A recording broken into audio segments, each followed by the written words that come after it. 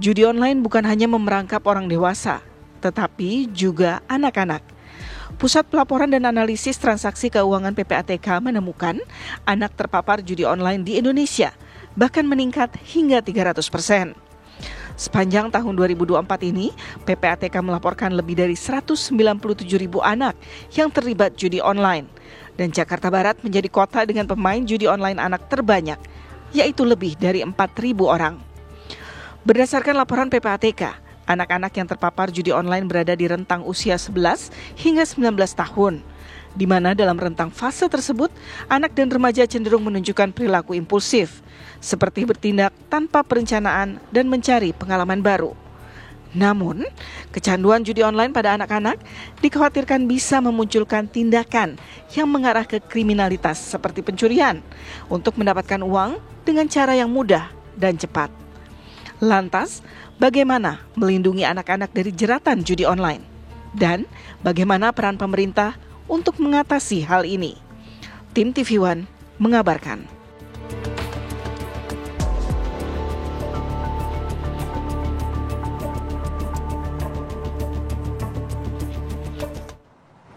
Ya memang miris sekali ya kalau bicara soal angka. Ini di Jakarta Barat saja dari temuan PPATK lebih dari 4.000 ya kasus atau anak terpapar judi online. Bahkan peningkatannya sebesar 300% dari 2017 sampai dengan 2023. Nah ini tentu akan kita bahas, kita akan ulas ya apa sebetulnya yang menyebabkan temuan ini semakin merebak begitu. Nah bersama kita nih di studio sudah ada psikolog, kita menyebutnya dosen juga psikologi di Universitas Tarumanegara, ada Mbak Deborah Basaria. Mbak Ola, selamat pagi, apa kabar?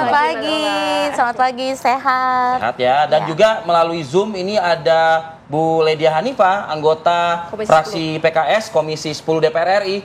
Selamat pagi, Assalamualaikum. Selamat pagi, Waalaikumsalam warahmatullahi wabarakatuh. Terima kasih untuk waktunya ya Bu Ledia. Saya ingin ke Mbak Ola terlebih dahulu. Mbak Ola, apa kira-kira yang mungkin bisa Mbak Ola sampaikan ya? Kalau kita melihat miris sekali angkanya 4.000 lebih kasus ya. Hanya di satu wilayah bahkan di Jakarta Barat ya. Begitu.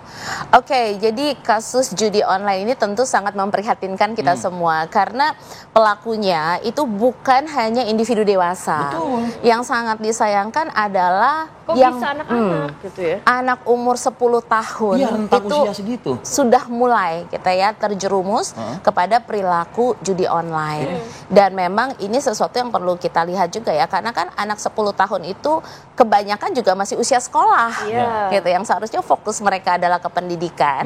Ini mereka malah melakukan perilaku-perilaku yang tidak tepat yang merugikan diri mereka sendiri. Adakah riset yang dilakukan oleh Mbak Ola terkait dengan ini, Mbak? Gitu. Oke, ada. Jadi kita pernah melakukan sebuah riset, faktor-faktor apa yang sebetulnya membuat seorang anak itu terjerumus, usia 10-11 tahun tersebut. Iya, terjerumus ke dalam perilaku judi online. Jadi pertama itu adalah faktor individu.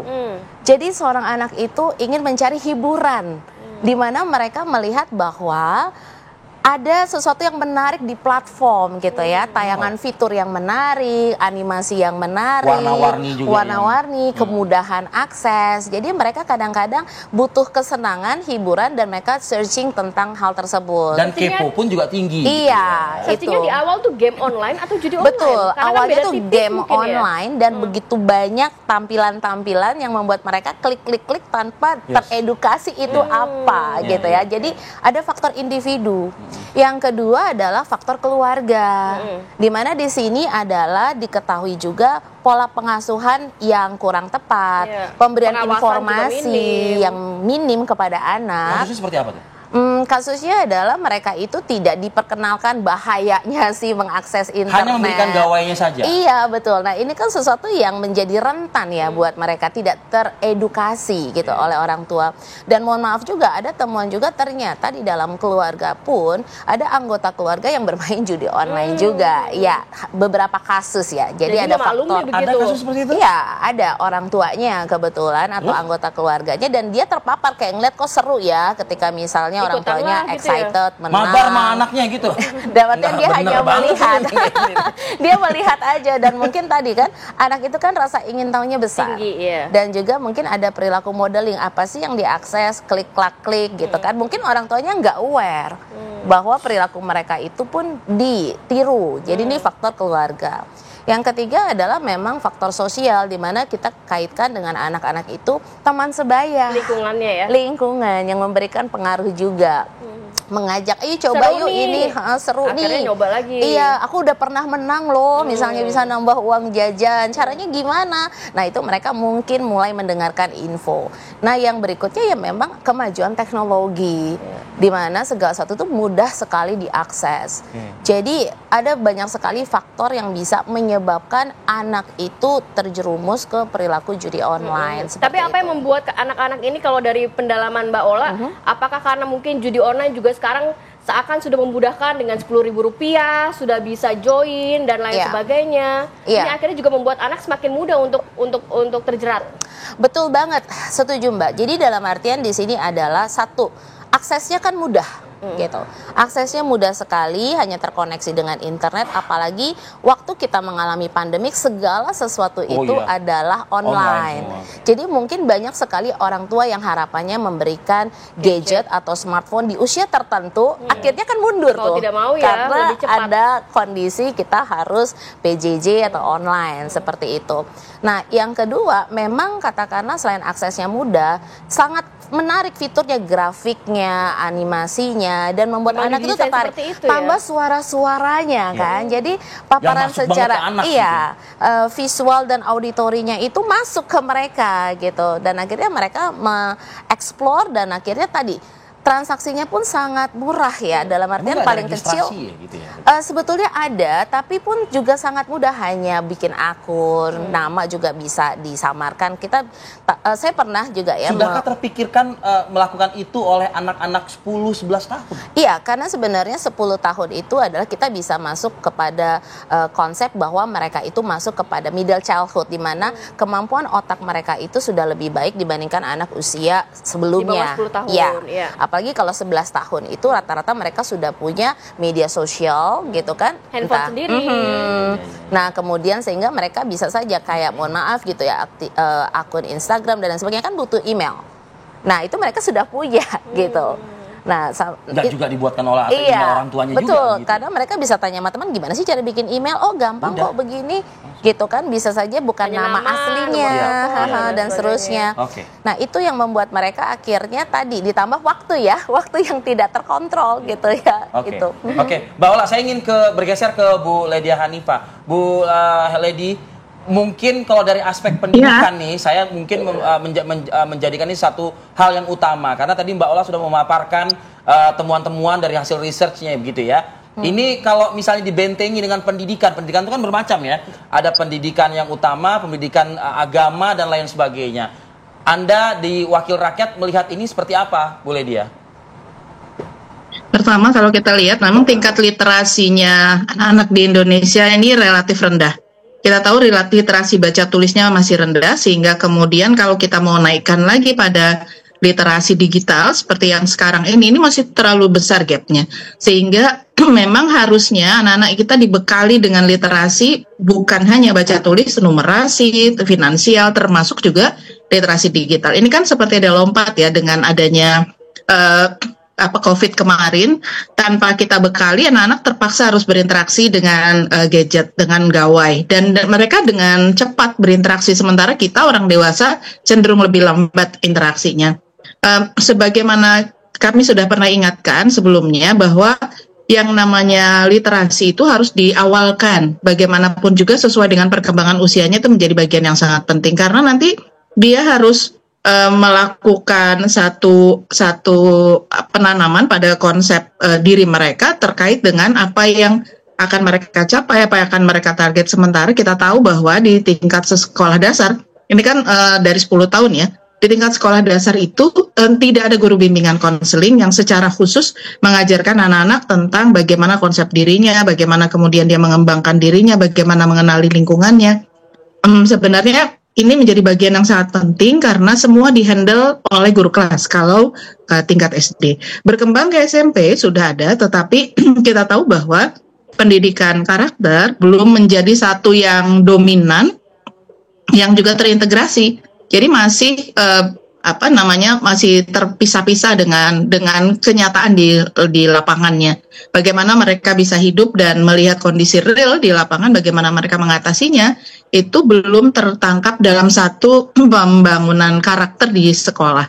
Belum lagi ketika kemudian kita bicara di tingkat SMA, akan lebih besar lagi sebenarnya pengaruh lingkungan daripada pengaruh keluarga maupun juga sekolahnya.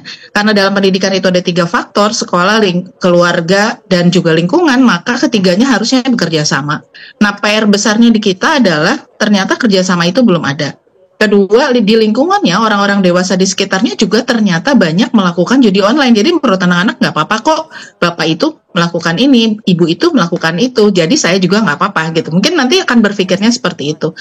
Nah, penekanan terhadap pembangunan karakter ini jadi PR besar dalam pembelajaran. Jadi kita tidak cukup hanya di sekolah saja diselesaikan, tidak, orang tua di rumah harus menyelesaikannya juga, di lingkungan juga harus dijaga, jangan sampai anak-anak kemudian terlibat. Apalagi tadi kalau kita dengarkan penjelasan yang Mbak, anak-anak dalam usia-usia sekolah ini 10 tahun itu kan kelas 4 SD ya.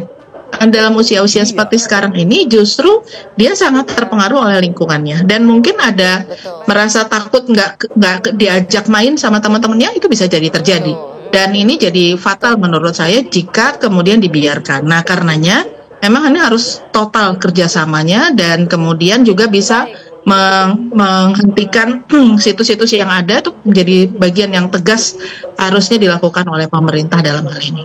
Baik.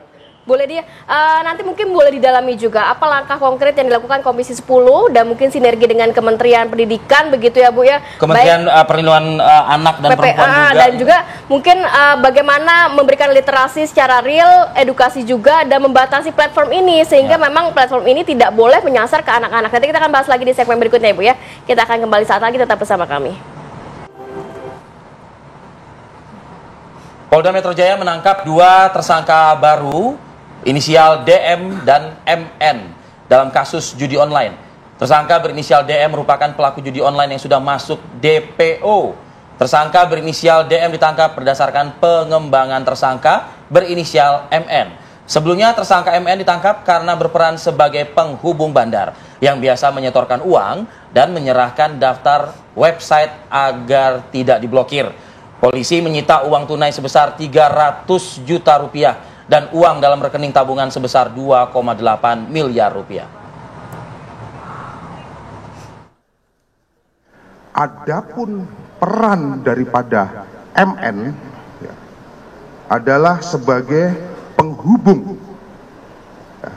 Saya ulangi lagi, adalah peran daripada saudara MN adalah sebagai penghubung antara bandar judi dengan para pelaku ataupun tersangka yang lainnya, atau tersangka yang sementara sudah kita tahan, di mana MN adalah orang yang menyetor uang dan menyetorkan list website. Jadi saya ulangi lagi bahwa peran daripada MN ini adalah yang menyetorkan uang dan menyetorkan atau menyerahkan list website untuk dijaga websitenya supaya tidak diblokir. Sedangkan tersangka DM berperan membantu kejahatan daripada saudara MN, termasuk menampung uang hasil kejahatan. Jadi saya ulangi lagi, peran daripada saudara DM itu membantu saudara MN menampung uang hasil kejahatannya. Rekan-rekan sekalian, dari serangkaian tindakan penyelidikan dan upaya paksa dengan melakukan penangkapan terhadap kedua tersangka dengan inisial MN dan DM, tim tim penyidik berhasil mengamankan antara lain uang cash senilai 300 juta rupiah dan uang yang tersimpan di dalam rekening senilai 2,8 miliar. Ya, itu update mengenai penanganan kasus secara hukum oleh kepolisian terkait beberapa oknum karyawan Komdiji yang terjerat judi online ya. Kita akan pantau juga bagaimana kondisi di SMA 50 Jakarta dan bagaimana respon dari masyarakat sendiri terkait ternyata cukup banyak, angkanya sangat banyak begitu ya, fantastis. 197.000 anak di Indonesia terjerat judi online. Kita akan pantau bersama Syahda Yustiza. Selamat pagi Syahda, saat ini sudah berada di SMA 50 Jakarta. Baik, selamat pagi Arif Fadil, Kamarati dan juga pemirsa. Tentunya memang jerat judi online kini kian meluas dan juga melebar. Tidak hanya berdampak kepada kalangan dewasa, tetapi juga kalangan pelajar ini sudah mulai merebak mengenai judi online. Dan tentunya hal ini merupakan ancaman bagi generasi muda di Indonesia yang memerlukan upaya dan juga solusi yang mendasar. Nah, saat ini saya sedang berada di SMA Negeri 50 Jakarta dan kita akan langsung saja tanya kepada siswa-siswa di sini. Kira-kira mereka tahu nggak ya soal judi online? Nah, kebetulan ada yang lagi ngobrol nih di sini pemirsa. Halo, selamat pagi adik-adik. Halo, selamat pagi. Halo, selamat pagi. Maaf aku ganggu waktunya ya. Nah, ini boleh tahu nggak namanya ini siapa? Aku Ali. Aku Faris. Aku Fadel. Aku tanya satu-satu nggak apa-apa ya. Nah, Ali, ini kira-kira kamu tahu nggak tentang judi online? Kebetulan aku tahu sih kalau tentang judi online itu sendiri ya, Kak. Tahu dari mana deh? Karena teman-teman aku juga udah banyak nih di sekitar aku gitu kan, teman-teman remaja melakukan judi online tersebut gitu sih. Tanggapan kamu tentang judi online tuh gimana sih? Kalau menurut aku judi online tuh sebenarnya nggak banget ya Kak, apalagi di remaja gitu kan. Maksudnya kayak judi online itu banyak banget kerugiannya. Kayak misalnya nanti dia akan menimbulkan efek kecanduan, di mana nanti remaja tersebut akan melakukan judi online itu tuh terus menerus gitu kan. Dan jadinya malah bikin kita tuh bikin anak tersebut malah jadi nyusahin orang lain. Dan bahkan kalau dia stres, dia mikirin judi online tersebut dengan kecanduannya itu malah jadi membahayakan dirinya sendiri. Kamu Gitu. sendiri pernah tertarik nggak sama judi online? Enggak dong, aku aman karena aku nggak pernah kepikiran untuk yang kayak gitu-gitu sih. Aku tanya ke teman sebelahnya ya. Oke. Halo nih Faris. Halo, Kak. Tahu nggak judi online? Kebetulan aku tahu, Kak. Tanggapannya dong tentang judi online ini sebagai siswa. Menurut aku sangatlah tidak lah pokoknya. Karena dari judi online itu sendiri itu memiliki dampak yang sangat berbahaya, Kak. Dan juga bisa menurunkan mental kita ya sebagai remaja. Jadi menurut aku sih nggak banget sih kalau misalkan judi online itu sih. Dan aku juga gak tertarik sama judi online juga. Kira-kira kamu sendiri memang gak tertarik ya, jangan sampai. Iya. Iya. Ya. Aku nggak tertarik ya karena emang tahu dampaknya itu sangat berbahaya, Kak. Jadi judi online menurut kamu berbahaya nggak sih bagi kalangan pelajar nih, generasi muda? Ya sangat berbahaya, Kak, karena dapat menurunkan mental, juga menimbulkan kecemasan, terus rasa males. Jadi ya gitu sebabnya. Jadi nggak baik ya? Nggak baik. Aku ke temennya ya sebelah. Halo, Adek Fadel. Halo. Kira-kira kamu tahu nggak sih tentang judi online? Oh, tentu saja tahu dong, karena kan isunya tuh lagi rame banget ya sekarang ya. Nah, kamu tahu dari mana nih, Dek? Aku juga baca-baca dari berita, juga sama teman-teman aku juga banyak banget yang ikutan main. Kayak di sekitar aku juga kayak tetangga dan lain sebagainya kayak udah tahu lah kalau judi online itu kayak gimana. Tanggapan kamu nih, Dek, tentang judi online yang saat ini juga sudah melebar ke kalangan pelajar gimana? Menurut aku sih nggak banget ya, karena itu tuh bahaya banget buat mental kita dan ekonomi kita gitu. Dan udah pasti aku juga nggak bakal buat nyoba itu karena aku tahu itu dampak-dampaknya gitu. Kayak mulai dari ekonomi kita yang bakal terancam, terus abis itu juga kesehatan mental kita yang dimana kita akan menimbulkan kecemasan. Terus sama juga judi online ini kan kayak menguras uang kita ya, yang dimana itu akan mendorong kita untuk melakukan tindakan kriminal untuk melakukan kegiatan judi online itu. Maka dari aku kayak nggak banget deh kayaknya. Tapi kamu sendiri pernah nggak sih tertarik untuk judi online? Jangan sampai sih. Enggak sih kalau itu sih. So far sih enggak sih. Tapi aku juga berharap buat enggak banget buat ikut judi online gitu. Harapannya dong deh buat generasi muda di Indonesia supaya nggak tercuci nih, agar nggak ngikut-ngikutin judi online. Stop main judi online ya, karena itu nggak baik untuk kesehatan kita. Bukan kita doang yang dirugikan, tapi juga orang lain di sekitar kita juga bakalan merasakan dampak dari apa yang kita lakukan. Oke, thank you. Makasih ya adik-adik atas tanggapannya. Ya itu dia tadi pemirsa, itu tanggapan dari siswa-siswa di SMA Negeri 50 mengenai judi online, dan tentunya mereka sendiri sudah menyadari betul bagaimana judi online ini bisa berdampak bukan hanya secara finansial tapi juga secara psikologis bagi generasi muda. Sementara demikian, Kamarati. Baik, terima kasih Syahda Yustiza. Senang nih kalau ngelihat pelajar-pelajar yang sudah teredukasi, terliterasi. Syahda juga senang ada di SMA, pengen sekolah lagi katanya. Pengen sekolah lagi, masih cocok lah ya. Coba saya ke Mbak Ledia. Kalau melihat tadi kan ya segelintir remaja yang sudah memahami mengenai judi online dan memang tidak mau terjebak dalam judi online. Tapi kan kita masih melihat banyak sekali contoh, 197.000 pelajar atau remaja lainnya yang juga terjebak judi online. Ini kalau dari Komisi 10 ada nggak sih penanganan yang secara serius begitu, mungkin kerjasama dengan KPAI, Kementerian Pendidikan, psikolog dan lain sebagainya untuk anak-anak yang sudah terjebak judi online ini, Mbak Ledia? Sudah beberapa kali mendiskusikan, terutama sejak periode lalu ya, bahwa ini fatal kalau misalnya dibiarkan, diteruskan. Karenanya kita kemudian melihat pertama, tadi bab literasi, kedua bab bagaimana bekerja sama dengan orang tua, tidak membiarkan anak dengan mudahnya menggunakan gawai tanpa ada edukasi. Ketiga, karena yang menjadi domainnya Komisi 10 itu adalah dengan Kementerian Pendidikan Kebudayaan Ristek pada saat itu, adalah bagaimana kemudian menyiapkan guru-guru pendamping, dalam hal ini adalah guru-guru bimbingan konseling. Karena kemudian kami mendorong supaya guru-guru bimbingan konseling di sekolah dasar juga diadakan. Karena sampai sekarang masih belum ada. Karena bagaimanapun yang sudah mulai kena makin muda usianya, makin di usia 10 tahun berarti kelas 4 SD. Kemudian juga yang kita dorongkan untuk makin dikukuhkan adalah bagaimana edukasi dan literasi digital dipercepat kepada anak-anak sehingga anak-anak bisa membedakan. Karena kan itu tipis ya bedanya antara main game dengan judi online dalam bentuk game. Nah, jadi ini yang harus sangat berhati-hati, membuat anak bisa dengan segera mengetahui bahwa kalau dia melakukan ini berarti dia akan terlibat pada judi online-nya, tetapi kalau dia masih berada dalam jalurnya, itu masih dalam game biasa. Game sendiri pun juga perlu ada pendampingan, ada yang memang konstruktif buat anak-anaknya, ada yang memang tidak patut buat usia-usia mereka. Jadi ini benar-benar harus dengan pendampingan orang tua sesungguhnya, apalagi pada kelas-kelas kecil seperti SD dan SMP. SMA sendiri sebenarnya harusnya mereka sudah punya kemampuan untuk memikirkan memilih. Dan faktor teman itu juga menjadi faktor terbesar bagaimana mereka bisa saling mengingatkan. Pengaruh teman sebaya itu jadi hal yang perlu kita dorongkan agar mereka bisa lebih kuat lagi untuk menolak hal-hal yang negatif di antara mereka, bukan saling mempengaruhi pada hal-hal yang negatif. Jadi kita juga melihat bahwa di awal periode pemerintahan Pak Prabowo sendiri, Pak Prabowo kan sudah menyatakan bahwa itu harus diberantas.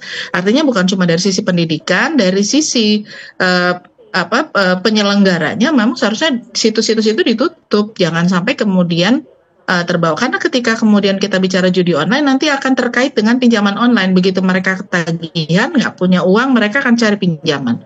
Dan seterusnya yang itu sedang terjadi, dilaporkan di masyarakat. Anak-anak usia-usia SMA, usia-usia kuliah itu juga akhirnya dengan kecanduan itu akhirnya mencari pinjaman karena mereka tidak punya penghasilan.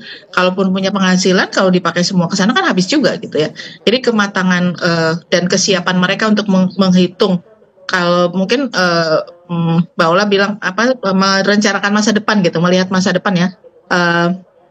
Life planningnya itu mereka juga harus mulai disiapkan, dipahamkan kepada mereka dalam pembangunan karakter itu supaya nanti makin dipahamkan. Bukan cuma psikisnya, juga pendidikan agamanya dan pendidikan keluarganya juga menjadi bagian yang sangat penting. Dan ini mestinya sih harusnya sudah bisa segera dilakukan gitu. Oke. Baik.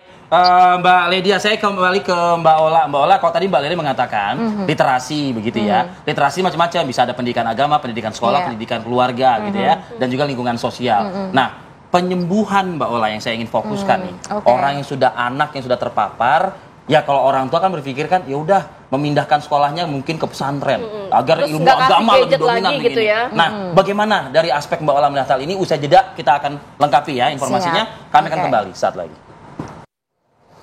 Oke, kembali lagi di Apa Kabar Indonesia Pagi. Menarik pada saat kita jeda komersial 5 menit tapi bermanfaat banget ini ngobrol dengan Mbak Ola. Mbak, aku meneruskan yang tadi aku ceritain pada saat di jeda komersial ya. Jadi menunjukkan sesuatu ke anak, gambar-gambar yang mungkin bagi mereka itu adalah takut. Ya wajar lah, misalnya gambar api yang berkobar, ya kan, yang kemudian nanti membakar tubuh atau apa begitu. Karena kan kalau di agama, ini kembali ke agama, karena Bu Ledia tadi menyinggung juga salah satu perannya adalah agama kan. Nah misalnya kayak mencuri, ya katanya kan potong tangan lah kayak gitu-gitu. Nah anak-anak ini ngobatinnya gimana biar bisa dia sadar bener, insaf gitu loh, tobat dia gitu loh ibaratnya. Oke, ini sesuatu yang menarik ya. Jadi kalau kita bicara anak, kemampuan mereka untuk memproses informasi kan tergantung kepada usia mereka. Jadi orang tua atau orang dewasa perlu tahu untuk masuk ke dalam pemikiran anak, kita lihat usianya. Dan memang yang paling tepat di usia ini adalah diberikan contoh konkret. Di usia berapa tuh Mbak? Di usia 10 tahun. Sejak itu udah bisa? Nah itu sudah bisa sebetulnya. Jangankan 10 tahun, 7 tahun aja kita sudah mulai lakukan gitu ya. Untuk memberikan contoh mana yang boleh, mana yang tidak boleh. Tidak bisa hanya sekedar verbal. Kita perlu kasih contoh-contoh, tayangan, gambar. Kita diskusikan gitu. Kalau seperti ini nanti dampaknya begini gitu ya.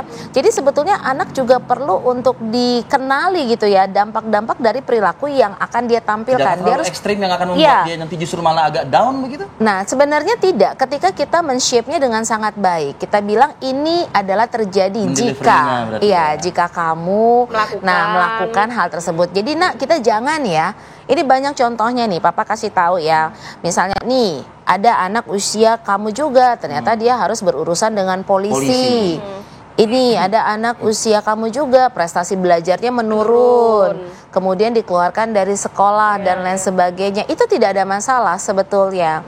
Nah, kita juga coba bilang jangan langsung kepada misalnya menunjuk kepada dia nakut-nakutin. Misalnya contohnya nanti ya kamu ya kalau kayak begini kan nggak gitu. Tapi itu untuk antisipasi di awal. Tapi kalau yang sudah terjebak begitu Mbak, masih berpengaruh nggak masih? Kalau sudah terjebak kita kan tetap saya istilahnya mau menggiatkan peran dari orang tua. Tetap orang tua melakukan pendampingan, mengedukasi.